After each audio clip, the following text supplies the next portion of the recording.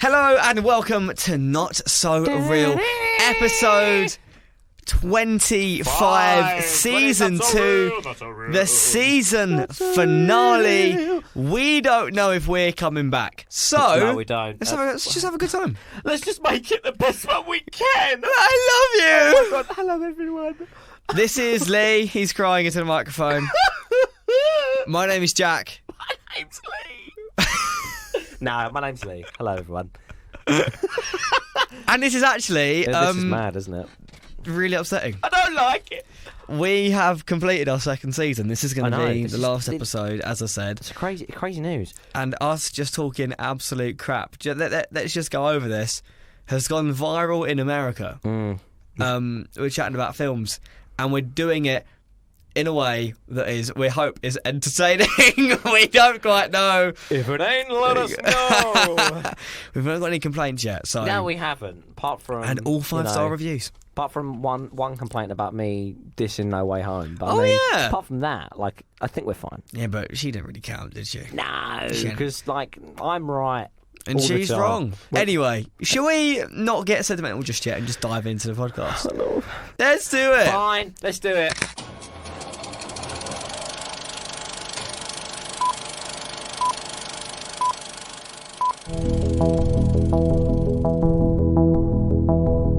This is Lee's episode, by the way. So, Lee, you're going to lead it, actually. This is down to you. Okay, You can have fun here. I can get the collar and lead out. Let's go. Oh Boom. yeah, for the pod, not anything else. So Who's on the lead? Me? you wish, Perfect. you wish it was you, sunshine. Right. So we're gonna start off by talking about the film. So we're gonna. Why are you looking at me like that? I don't know where you're going with this. Come on. I know. That's funny. So we're going to talk about Spider-Man, the new Spider-Man Across the Spider-Verse, right? Jack has not seen this. I haven't seen it, but I have seen a film with You the seen the first said one? thing that we're talking about in recently. Yes, you did.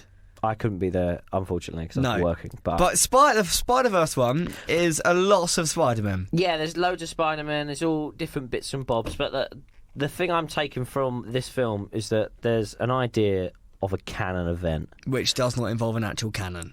No, not an actual like firing cannon. So like, why is it called a cannon event? And if fucking had, like a Captain Jack Sparrow cannon off the boat, like it's not that. It's like an event that happens in life that was supposed to happen. Canon. A canon event is a major occurrence in someone's life that is unavoidable and unchangeable. Yes, indeed, and across all different universes. So it's got to happen in every universe ever to the same people. Well, yeah, because it's a canon event. So, like, well, to that person, like for example, for Spider-Man. So, if you've seen the film, in Spider-Man, someone significant has to like die in their life for them to actually become Spider-Man, like properly. His dog dies. Not his dog, but like Uncle Ben. What? Not the rice. I've never seen Spider-Man. Fuck off! Yes, you have. I've never seen him. He's fine. He's dead. Spider-Man, Uncle Ben. You've seen Spider-Man. Stop fucking. I've not seen. You literally talked to me the other day about No Way Home. Oh, in the first Spider-Man, Uncle Ben dies. What first Spider-Man? The original one? Yes! With Tobey Maguire? Yes. Yeah, obviously. Oh, Does he die as well in the second Do stuff? you know what? I don't like this attitude. He's walking. I'm done. Oh, he's walking out. No, that's it. He's gone. He's gone. I don't like this attitude, right? You know Uncle Ben dies. I don't know Uncle Ben dies. What's this about? So, I'll give you the history of Spider-Man. Oh, don't! You've already ruined the bloody film for me. He gets bit by a spider, and then He gets bit by us. I'm joking. yeah, Sorry. and he gets fucking powers, and then Uncle Ben dies, and he has to. Great power comes great responsibility. And then I don't know why I did Sean Connery there, but I mean That wasn't the right Sean voice. Connery, Uncle Ben, the one and only, and then he becomes Spider-Man, and that's how he sort of develops his story forward. But if their certain person doesn't die, then obviously it fucks up things and it can cause problems. So all Spider-Men have an Uncle Ben. Yeah. So, like, Not for the example, in the first one, Miles, his uncle dies. For Gwen, like in the Gwen, obviously you see this in the second film, but obviously you know it in the first film. Her Peter dies. Oh yes, yeah. So it's not the same person. it doesn't have to be the same person. It just has to be a significant person to that, like to the Spider-Man, and it go along their canon. It can, and there's obviously other events that happen as well, but that is one of their canon events. So is there always a death for Spider-Man? There's always somebody significant has to die. Usually, most of the time with Spider-Man, yeah, because they have to learn the idea of probably losing people, and obviously great power comes great responsibility, because that's usually what most of them say when their Uncle Ben dies. But then obviously with the other people, it's like they've learnt a lesson of what grief is and what this is and all that to make them a better Spider-Man. Does it grow them up, do you think? Yeah, I think that's probably the idea of it. But like, I'm just saying this in general. You've got canon events all across all these different Spider-Mans. It can be this person dies or this person dies or this happens to them and stuff, and it has to happen because it's canon. And that's what we're talking about today. We're talking about canon events, I think, in real life, really. Well, I was going to ask you this. What is a canon event that you think happens to every Lee Caramezzo across the multiverse of Lee Caramezzo that makes you into the person? Oh, that's a tough question. So what would happen to every one of me? So this would happen to, like... I mean, in an ideal world, there's only one of you. But in an ideal world, there's about 70 million of me, right? And what happens that's happened to you that has to happen to every Lee Caramezzo? What would you make happen? What would you make into your canon event? And it has to happen to every single Lee Caramezzo. Oh, that's a good question. So when I was when I was a young warthog. That was great. I loved that. That was Thank a you. nice little reference to The Lion of King. Thank you. I was going to say a different film to throw you off, but you would have caught me on, you know. So basically, I think it was like year 3, so I must have been about 9 or 8. Oh, story time. Yeah, story time. I fractured my arm, and it was like a life lesson of, Lee, don't be fucking stupid. How did you fracture your arm? Gotta hear this. I've got to hear this. No. I was in bed one night and I was just going to town. I was going out of town. And then I just fucking fell off. No. in year 3. Yeah. What are you doing in year 3? I was a player. I was like Hugh Hefner in year 3. Hello, ladies. Oh my god! It wasn't the Playboy Mansion. It was Nintendo Kingdom or something. Yeah, I had my Pokemon Battlist. I had my bitches on Pokemon Battlist, you know. No, so basically, I was supposed to go, like, this was year 3 me.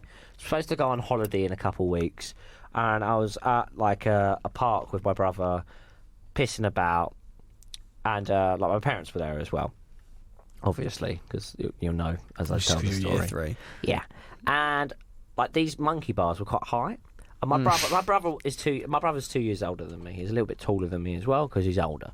So he said, "Oh, I can reach him," and he touched him, and I went, "No, I can reach him." You know, brother things to do, you know.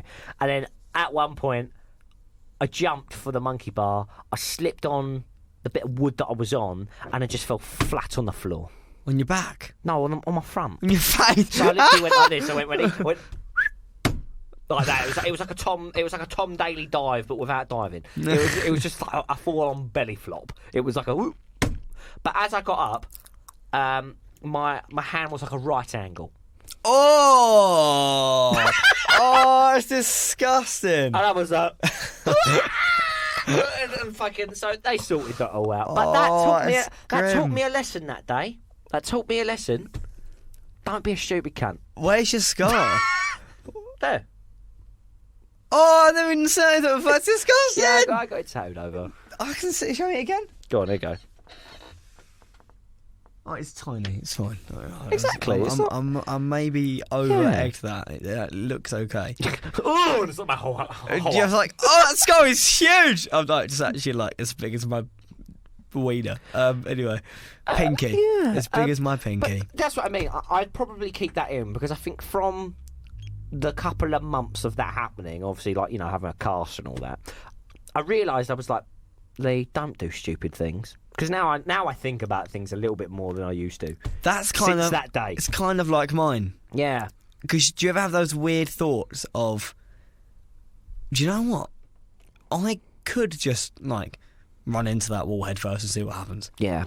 Or the weird things of like, now don't do this, but I think we all have the thought of, oh yeah, I could stick my arm out and hit somebody's windscreen, or I could just high five somebody's wing mirror on the. So you're saying that you've got quite a lot of impulsive thoughts? I have a lot of impulsive thoughts, and I have them every single day.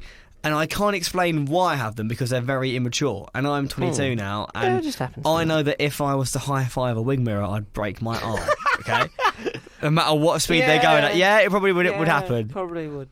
Bit of glass in there as well. But I learned to not act on those thoughts because I shut my dick in a CD case. Now, for fuck's sake. Why is it you always with your dick? Why do you keep doing things with your dick? I can't help it. I can't help it. And you know what? It's one of those core memories that I will always be able to recall. And I can tell you exactly where I was. Just like, I can just imagine it now. Imagine like going across all of the multiverses and there's all these different Jacks and they're just about to help you out and there's just you. They're like, no, leave him. Just putting your dick in the case. Snap. And then he's like, yeah, okay, yeah, that's fucking funny. Do you know what? I meant to do it as well. That's the weird. No. That's the sad part. Tell me the full story. Okay, please. Right. I can tell you like every detail. I don't want to know every detail. I lived in Elm Park in Hornchurch. We were in like a street called Maylands Avenue in this house, and I was on the sofa in the front room, blue leather. I had a film on the TV, and I was. Do you remember the film? Spy Kids. Nice. I was watching Spy Kids, and my mum had. Do you know what? You know, Spy Kids. What a film! What a film! It's a great film. It's just like 2006, 2007. What a great film to just shut your wiener. Shut your wiener in a fucking CD case too. If you don't do that while watching Spy Kids, who doesn't? Yeah. And I'd bought my first ever CD back then from Woolworths. Oh my days! And it was Michael Jackson's Best of #1 album, and on the front he was doing this little like thing with #1 in red written beneath it. It had Billie Jean on it, like Thriller, Smooth Criminal. And would you say shutting your dick in a CD case is bad? Oh, look at them puns. Jesus Christ. I mean, in my mind it's more of a thriller. So I just like I'd laid it. Are you okay? I'd laid the actual sharp plastic edge onto my wiener, pulled up the skin, and then gone snap, and then obviously screamed. I got and was like, "Have you just shot your penis in a CD case?" And I was just crying, and then she just clipped it. No, what do you mean unclipped it? Like unclipped the CD case because I actually shut it and it properly shut. Unclipped it. Oh, I thought you meant like it stuck to, I was gonna be sick. Oh no. And then asked me to go and see if it still works, and I went and had a wee, and it's all fine. Never been to doctors for it. Never had surgery for it. It all still works. But my God, that taught me if you have an impulse, don't follow it. Like just don't, because it doesn't always end to a good thing. I think that's more than an impulse. I think. What? I think Jack has a fetish for CD cases. Your girlfriend's like, why do we keep this CD case? For no reason. It's not like it was my first girlfriend or anything. It's the first thing I my dick inside of. Oh my days. That's a pretty good canon of interview. I mean, it definitely taught me a big life lesson. I get a weird feeling when I can sense something good or bad is going to happen. And I normally think that would be considered a canon event. Do you get that? Explain to me a little bit more. Go on, say what you got to say again. So like when life is good, when life is really good, like everything's going well. You've got great things coming up. Everything's great with the family, everything's good with the partner. Work is good, life is good, you're enjoying it all, and you suddenly realise that everything is good. I then go, well, it's probably time for something bad to happen. And in that week, Something bad Yeah. happens, be it big or small. Like, the world was good, now my tooth has fallen out. Because I was on a huge high. I was like, everything's going amazingly. Work is great, podcast is great, mates are great, holidays coming up, everything booked. Everything was perfect. There was absolutely nothing wrong in my life. And then I realised that and thought, well, I'm doing pretty good. And then I broke a tooth. Yeah. And it kind of brings me back down. But I sensed that something was going to go wrong. I don't know if that's just me. And that normal thing, to me, would be like a canon event. Yeah, no, that is. I totally agree. If somebody else doesn't, they're completely wrong. But I mean, at the same time, this is definitely a canon event. I think if you get most of the things that happen good in your life, they do. And it's got to balance itself out. So something's got to happen to sort of, bring it down back to reality, sort of sense. But that's what it is, isn't it? It's like bringing you back down to earth because we love a complaint.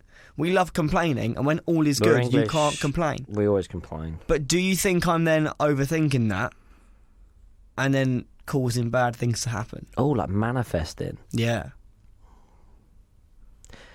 This comes in the same idea if you think that our lives are predetermined. So, for example, having this canon event sort of situation means that there's a storyline of what's going on in your life. Do you know what I mean? Do you feel like, right, you have control of what you're doing right now, or do you feel like whatever you do is on this timeline? Like, do you feel like whatever's going to happen, it was already predetermined, and I don't know, it's a canon event, whatever that happens later on in your life? I think that I like to think that everything is predetermined because then I like to feel safe in the fact that no matter what I actually get up to, the thing that's going to happen will happen because it's bound to happen at some point. But do you think that's immature? No, I don't think so at all. So do you agree with me? I think it's a nice comfortability to think that everything is going to just be okay without worrying about it. Now, do you get what I mean? Like, for example, if you really think you've got your own free will and you can do what you like and everything else, you can sit here and worry and go, what do I do? What do I do? This and that. And then, but if you put it in your head and you feel comfortable about feeling that it's going to work out because it's all predetermined anyway. There'll be another canon event later on that's going to make me go and do the thing that needs to go along onto my timeline. Do you know what I mean? It's like, it doesn't make you worry about, oh my God, I've got like all of my life to worry about. If you've got canon events that are coming up, you're fine. But then does that completely write off the hard work makes good luck? Oh, that's a fucking brilliant question.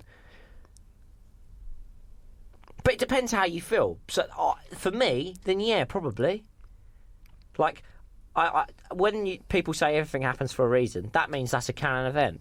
So a lot of people feel that way about how things happen in the world. But then if other people that probably believe in more, I can, like, things aren't determined, I can literally do what I like or do whatever, then they would say that, and that's what they would build off what they're going from with being like, oh yeah, hard work pays off, this and that. I think it's a mixture of both. I think it has to be. Because if you relied on canon events, and if I said to you, no matter what you do, by 30, you're going to be the world's greatest skydiver, right? If you, between now and 30, go, it's going to be fine. Because Jack said, when I get to 30, I'll be the world's greatest skydiver. If you then sit indoors and waste away for another 7 years and never skydive, you'll never be the world's greatest skydiver. Yeah. So then you've got to put the work in to become the world's greatest skydiver. Very true. So no matter what canon events happen, unless you end up somehow jumping out of a plane every single day for the next 7 years of your life, which would be a weird canon event for you. Like, unless if you get a leaflet through the door being like, hey, open skydiving lessons, it's free, it's next door to where you live, you can go as much as you like and it's all free, and then you still have to go, yeah, so you've still got to get up and get to that front door, Now, that isn't for me a canon event because you're given the opportunity, but then you've got to have the energy and you've got to put in the effort to make that into a thing. See, I completely agree with you. I think that is how it works. If you know about it, then obviously you have sort of then the free will to decide if that's what you want to do. Obviously, so but then if you don't know about it, then it will just happen. If that makes any sense. Like in the film, obviously I know you haven't seen it, but you don't mind. I've already chatted about the film to you anyway. Miles finds out that usually the captain of the police usually dies, right? Right, and his dad is going to become captain, right? So he's like, shit. And then they're saying that his dad dying is a canon event for him in his world, so he has to let his dad die. Oof. Exactly. So in his head, he's like, nah, like, I'm not letting this happen. I'm my own Spider-Man. Like, I do what I like. I don't follow your rules and shit. So by him knowing, for example, like the question you asked about being the world's greatest skydiver, by knowing a canon event, it can fuck up with things because now you know it's going to happen. Your choices will be made, like with everything in that world or doing whatever, will now be changed. So by now, you telling him he's going to be the world's greatest skydiver, or me, for example, in my head I might be like, I don't want to do that, and then that has changed my whole path by me knowing. So you couldn't be told your future? No, I don't think you could, because then I think we have, like, in our heads, we're like, we don't want that to happen or this to happen. So, for example, Miles is going to go and try and change his dad not dying, you know? And then, obviously, that's going to cause a lot of problems. Because he knows. If he didn't know, it would have just happened. Would you prefer to know your family's canon events, or would you not? Oh, that's a tough one. It's like asking you the same question. Would you want to... Oh, that's a really... Like, I'm going to ask you this, yeah? So, in the film, obviously, if you don't follow canon events, the world, basically, beyond the world starts to, like, come in. Like, and starts to, like... Is it almost like implodes? Yeah, sort of sense. Because, obviously, it's supposed to follow a certain narrative, and it's not. And then that's when you get, like, incursions and stuff, like all Marvel and stuff, and why the TVA was there. Yeah. And stuff like that. If you knew someone in your family was going to die, right, but you could save them, but if by saving them you would kill everyone in the world, what would you do? Am I supposed to know that the person dies? Yeah, so you've been told like Miles Morales has, right? I'm Miguel O'Hara, whatever his fucking name is, fucking Oscar Isaac, you know, the one around me. And I go to you, look, one of your family members or someone really close to you is supposed to die, right? Could be me. You just let me fucking die. But I mean, if it was somebody that close to you and they were like, look, this has to happen for your canon event to be where you are getting on with being Spider-Man, would you let it happen to save the rest of your world, like this world? So, like, for example, if it didn't, then the world would start, like, imploding. It wouldn't exist afterwards. It wouldn't exist. Like, would you... I don't know, you know. Would you try and save the world, like, after or something? Would you do that instead? Or would you just accept what's going to happen and then it'd be okay? I'd definitely try to maybe not save them, but guide them off the course. Do you know what I mean? I wouldn't wait for the day and then try and save them. But then that still would make the thing different, wouldn't it? By doing that still means that they might still be saved, and then by them not dying, it would still cause, like, the world to explode. So I have to let it happen anyway. Like, instantly. But what I'm saying is like, would you try and, like, I don't know, find a way around probably not. saving, like, your family member and then trying to save the world at the same time? I mean, look, it's the trolley incident, isn't it? Like, do you know about the trolley dilemma? So someone's on a trolley, Like you're on the trolley and you've got the controls and you're going full speed ahead and there's 2 tracks. Do you run over the one person in your life that like it might be like your mum or your dad or like Darcy, right? Jack's girlfriend, and it's just them on the track, one of them, or do you run over 5 people that you don't know? Yeah, but there's a contingency because if I run over the person that I do know and love, my world ends in about 10 years' time. So no matter what I wanted to get up to, I think part of me is like you have to be selfish here because no matter who that is. But then obviously by other terms, like obviously other people morally, from a morals point of view, you should run over one person instead of 5. Do you know what I mean? Like that's the whole trolley dilemma. If that makes any sense. And I think that's the same as the Spider-Man situation I'm saying about now. Like, would you change your canon event by saving that one person? Yeah, but you can't change would it you let because thousands of people die? Because you would die.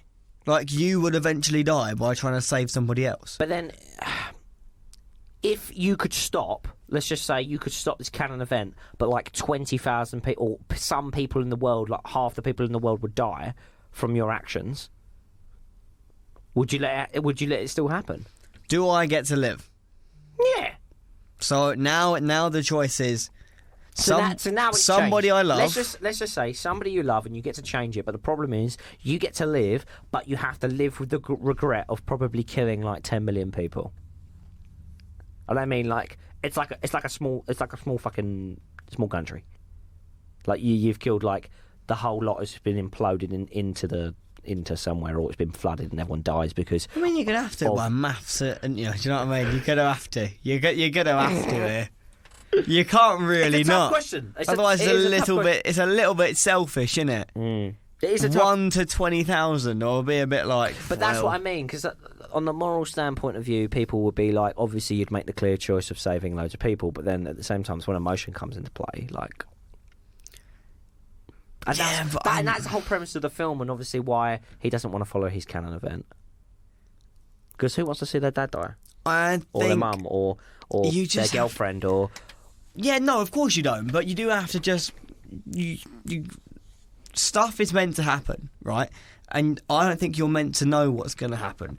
And it's not always going to be great. At some point, you just got to let it happen. It's like, have you seen the TV show, The Flash? Yes. In a couple of the seasons, obviously I know it's completely weird, but he goes back and saves his parents from dying, right? And then it causes a load of problems because that was like a canon event for the Flash, right?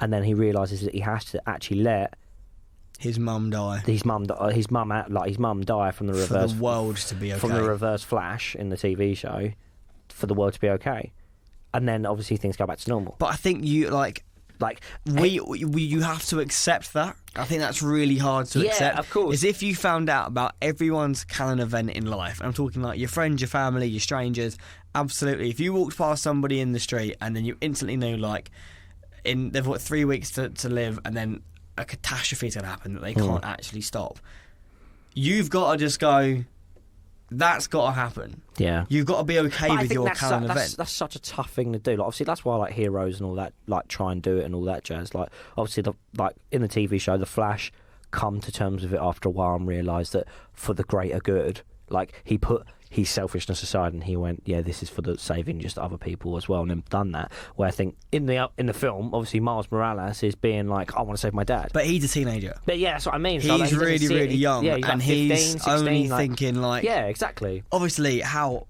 can't imagine how hard that would be to be given that news, and then to have the power to stop it. But knowing it being told you can't. Being told you can't, knowing you physically could, and then it resulting in this huge, massive mess.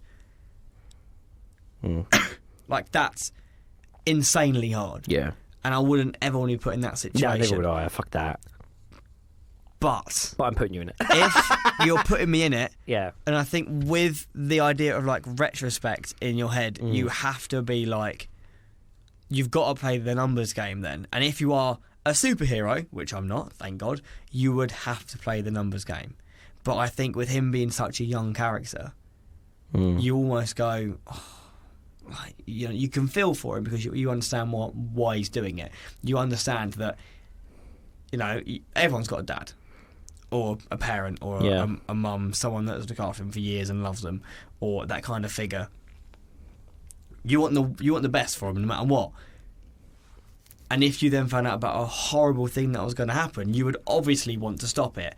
If you were then told it would cause the end of the world, you have to go, oh, Yeah.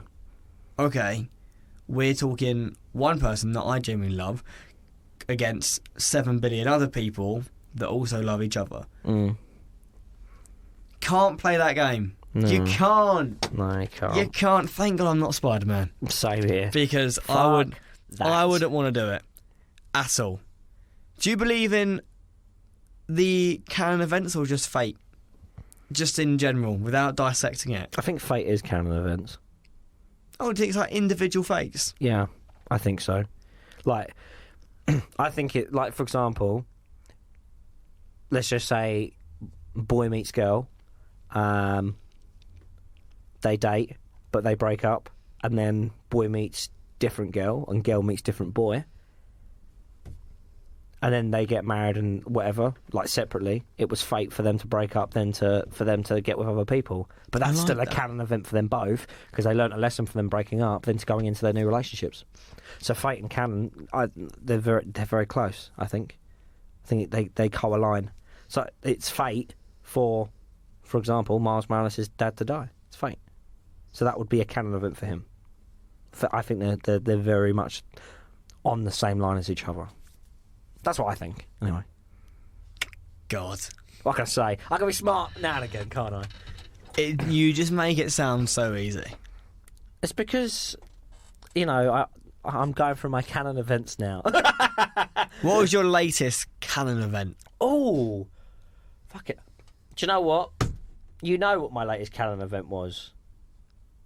You got a main part in the show. Yeah, so I do like amateur dramatics, and I got a lead role. This is my first lead role. Ever? Yeah, ever. In history? So, like, well, anything to this stature, yeah. So that was like I've never had it before. I've been trying, and I've actually come through with it now, and it's actually a good bit of news. It's a good bit of canon for me, but we're gonna have to see now when the fate comes around and gives me some dirty bit of shit. Finally after. he gets to Les Mis after all these years of trying. No, but there's gonna be shit that comes with it.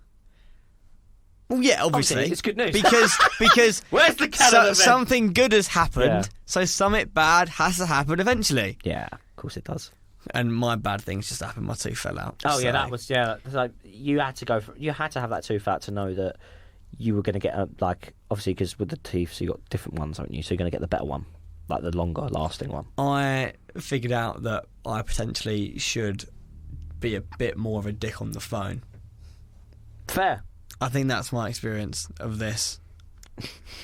Also, That's brought your canon event up to being a dick on people on phones. yeah, that's my. What has happened is my tooth has fallen out, and I've realised that I'm actually very sarcastic on the phone now because I want to get what I want. Yeah. And people just aren't. Customer service people aren't nice. No, they're not. They don't want to give you anything. No, they don't. So I made 28 phone calls in one day, and each phone call got a little bit more Do you know what? angsty. If you'd done 29, the world would have imploded. Maybe it would have. Yep, Potentially. I know it. Do you often think there's a past you walking around waiting to catch you up? Whoa, fucking hell. Yeah. Dissect that for me. What do you mean? Like, do you mean like? I once had a phobia of this, that we were living in a world where there was multiple yous, but like an hour apart. So that person would then be living the same day on your world, but just behind you. Yeah, but then if you lay in your bed for 2 hours, wouldn't the other guy lay with you as well for another hour? Yeah, but maybe they're 12 hours behind. And they're living the same day and they're like trying to catch you up. Whoa. I know, freaked me out for ages. I actually got scared one day. I was playing it with myself. It was the weirdest phobia I think I've ever had. Oh, fucking hell. That's crazy. Fucking it with yourself. And I think that's the end of the podcast. I think it is. Well, it's Oh my God. It's definitely better than, playing it with yourself is definitely better than putting your dick in a fucking CD case and snapping it down. Well, thank you so much for Would you say listening. this ending right now is a canon event for us both, learning about this podcast over the last 2 seasons? I'd say it's a canon event, this whole series. Yeah, I think so. I think we've definitely learnt together. We've bonded together. We're bonded And we've made something As incredible. we see here, this is Jack doing his own thing, putting his penis inside a Shakira or Michael Jackson. what's her name? Because you couldn't tell the difference between Shakira and Kesha. Yeah, let's not really have that. So Let's not relive that, shall we? he puts his stick inside a Kesha or Shakira CD case and slams it down. Right, that's the end of Not So Real. It is. It's not the end of the podcast, it's the end of Not So Real. What sadness is Thank this? you so much for listening. Thanks, guys. We're glad America loved it. Yeah, I'm glad you guys liked it. Hopefully, we're going to be back though, Jack. We'll be back in a different kind of format. We will. Won't be film related. It will be a slightly different podcast that involves our life problems and a robot. I know, isn't that mad? There may be an extra person. Oh, We are yet to confirm, because we have decided we're quite funny. Yeah, of course we are. Look, we're hilarious, but We are funny people. we want another person here to tell us that we are. Exactly. So We're going to go away for a few months. we are. We're going to go on holiday. Fly me away. And we will be back on your podcasting services. So I feel like if we're saying bye, we've got to say it together this time. Okay. You ready? 3, Right. 2, Bye, everyone. Love you. 1. Roll the credits!